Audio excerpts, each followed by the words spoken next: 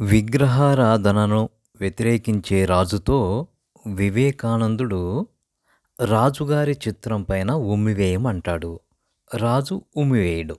ఎందుకంటే అది రాజుగారి చిత్రం కాబట్టి.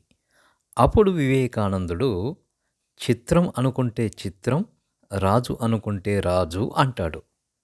అలాగే విగ్రహం అనుకుంటే విగ్రహం, దేవుడు అనుకుంటే దేవుడు అంటాడు. అప్పుడు రాజు ఒప్పుకొని ఆయన శిష్యుడవుతాడు.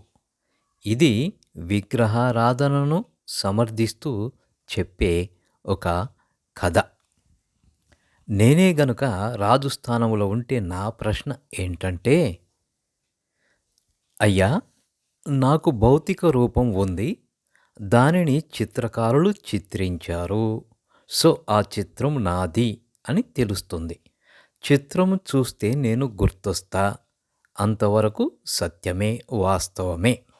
కానీ అయ్యగారు, దేవునికి భౌతిక రూపము ఉందా? ఉంటే ఎవరైనా చూశారా? లేదు కదా. ఆయన ఆత్మస్వరూపి కదా. దేవుని ఎవరు ఎన్నడూ చూడలేదు. అలాంటి దేవునికి చిత్రం ఎలా గీయగలరు? ఒక చిత్రాన్ని, విగ్రహాన్ని చేసి దేవుడు అని ఎలా అనుకోమంటారు? ఇది అజ్ఞానం అనిపించుకోదా? దేవుని ఎడల అపచారం కదా. జ్ఞానులం అని అనిపించుకుంటున్న మనం ఇంత అజ్ఞానంగా ప్రవర్తించవచ్చా అని అంటాను.